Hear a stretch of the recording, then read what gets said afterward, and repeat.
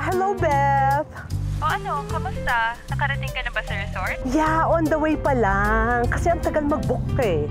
Hassle yan. Anyway, I would like to thank you for this gig, ha? Oh, don't mention it. Anyways, sayang ang TF, di ba? To feature your resort. Basta free ka sa lahat dyan sa resort ko. Mag-enjoy ka lang. In your turn, i-post mo naman. Alam ko naman kahit papano, may mileage ka pa rin. Excuse me, kahit papano, what do you mean?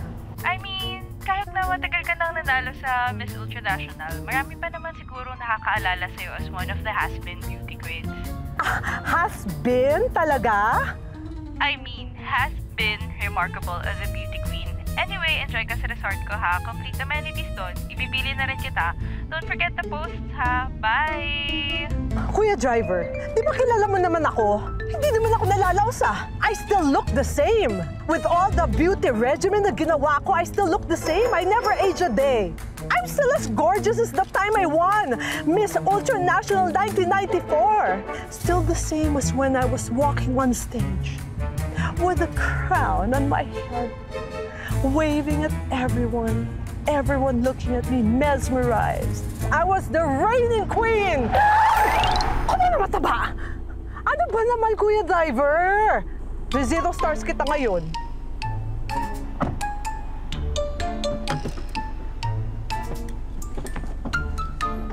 Inuna mo pa talaga maleta kaysa pinto ko?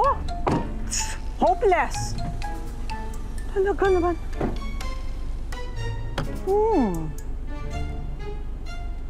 Okay. Let's go. Hi! Hi! Kuya driver! Ay, bumalik ka dito, kuya! Ano ba? Hello! May mga empleyado ba dito? Ano ba? Diyos ko, kung alam ko lang.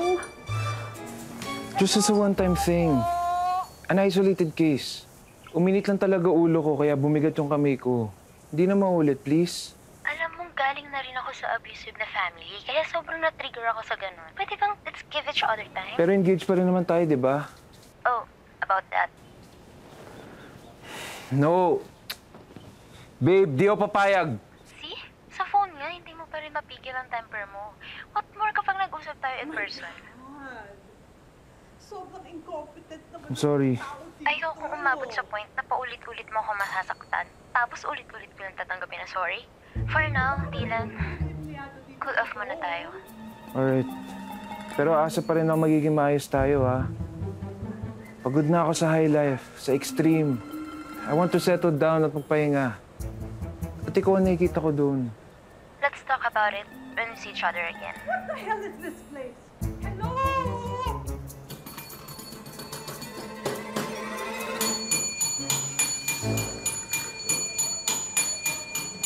Hindi po ganyan pagsira niyan. Ayun! Meron naman palang empleyado dito sa God-forsaken resort na ito. Guess po ba kayo? Duh! Ang tingin mo, nag-drop by lang talaga ako dito sa liblib na lugar na ito. Tapos ang layo-layo sa sibilisasyon. Hello? Eh wala naman pong nag-book today. Walk-in ka ba? Walk in? Excuse me. Tingin mo walk-in to? My name should be there. I am Maria Cristina Evangelista Laksaman. The one and only... Wala pong ganyan dito. Imposible! Sorry ha, inasum ko kasi na marunong ka magbasa. O nga pala, walang mga eskwelahan dito. Eh wala nga. Marunong ako magbasa. Eh yun naman pala marunong ka magbasa Eh di basahin mo isa-isa. Ayan, di galingan mo, gawin mo yung trabaho mo ng maayos, no? Alam mo kayo talaga mga blue collars, iniisip niyo ng sweldo, sweldo, sweldo. Wala kayong malasakit sa mga VIPs na tulad ko. Do your job. Eh wala nga. Walang nag-book today. O, tignan mo pa. Kung ako sa'yo, ma'am, umuwi ka na lang. Aba! Excuse me! Oh my gosh! Ang bastos mo, ha? Teka nga muna. Ma-text nga to si Beth. For your information, I am here to feature the resort. Endorser, ganon. Ma'am, ang kulit mo. Wala nga ibang pupunta rito. Ang binilin sa akin ni Ma'am Beth, beauty queen na magche-check-in bukas. Excuse me? Sinasabi mong hindi mo nahalata na I am a beauty queen? I am Maria Cristina Evangelista Laksamana representing the beautiful archipelago! Beauty queen ang sabi sa akin. Hindi. Anong hindi? How dare you?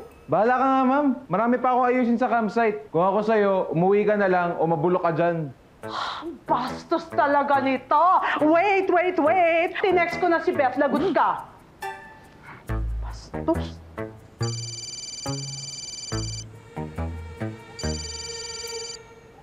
Hello, ma'am?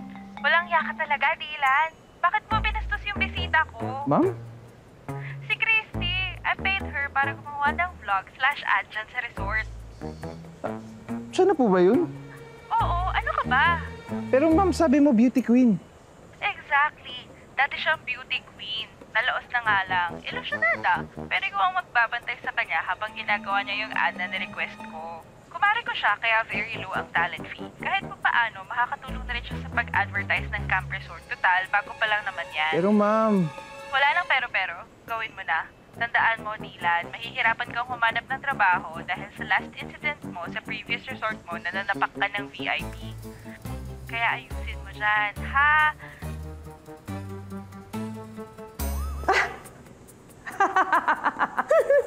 Hirap mapahiya, ano? Anyway, let's go. Let's work it. Let's go. Move it.